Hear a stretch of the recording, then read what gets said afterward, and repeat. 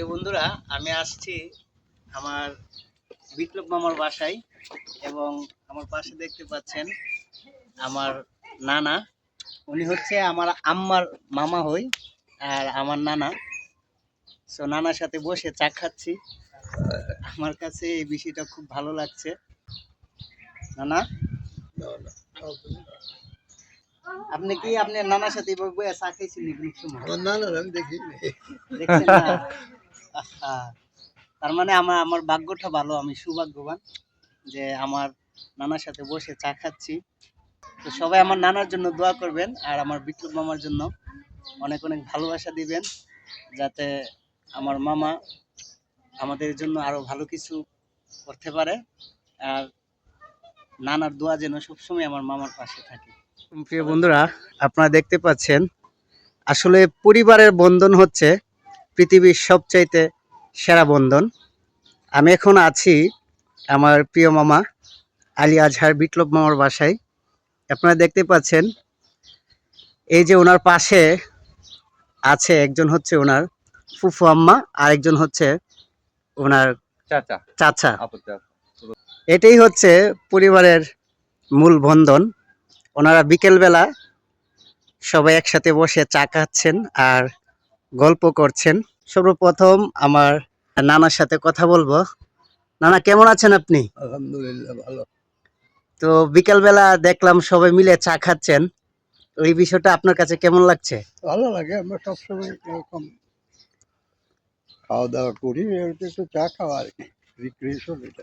বিকেলবেলা গল্প গুজব করেন হ্যাঁ, সবাই হ্যাঁ, একসাথে। বোন আপনার বাতিজা এবং আপনার বোনের সাথে এই সময়টা আপনার কাছে কেমন লাগে? ভালো লাগে, ভালো, অবশ্যই ভালো লাগে।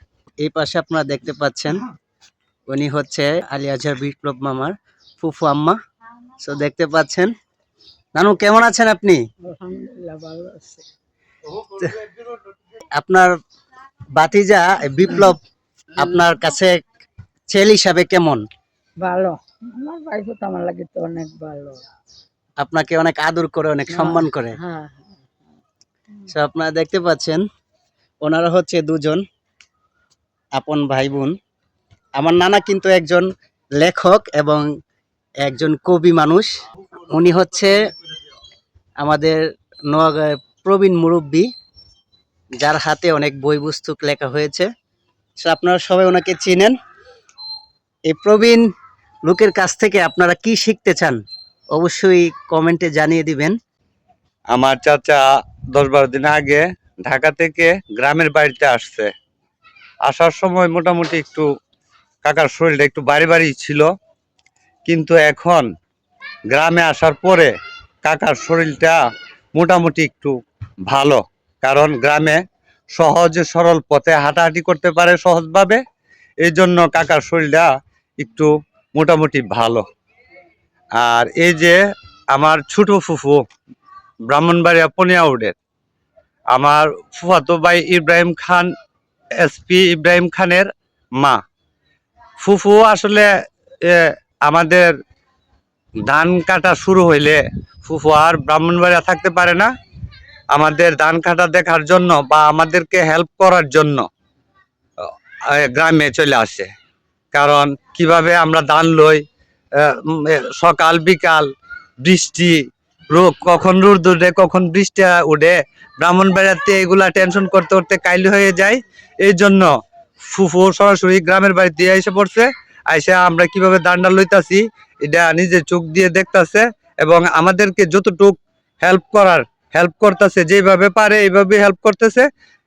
আর ফুফু থাকাতে আমাদের খুব ভাল লাগতেছে। ফুফু এবং কাকা থাকাতে আমাদের খুব ভাল লাগতেছে, কারণ আমাদের যে মা বাবার যে অভাবটা ফুফু বা কাকা থাকনে, হ্যাঁ, আমরা এটা আর বুঝতে পারি না। আমরা ফুফু কাকা থাকাতে আমাদের কাছে বোঝা যাইতেছে যে মা বাবা বুঝে আমাদের পাশেই আছে। আর ফুফু কাকারে দেখলে এমন আমাদের মানে খুবই ভাল লাগে, যেটা আপনাদেরকে ভাষায় প্রকাশ করতে পারবো না। যাই হোক, আমাদের গ্রামের মুরব্বীরা বা যারা আমাদের কাকা বা ফুফুর পরিচিত যারা আপনারা দেখতেছেন আমার এই ভিডিওটা, দয়া করে আপনারা আমাদের কাকা এবং ফুফুর জন্য আপনারা মন থেকে দোয়া করবেন, তারা যেন সুস্থ জীবন কাটাইতে পারে সবার সাথে মিলেমিশে। সবাই ভালো থাকবেন, সুস্থ থাকবেন, এই কামনা করি। আসসালামু আলাইকুম।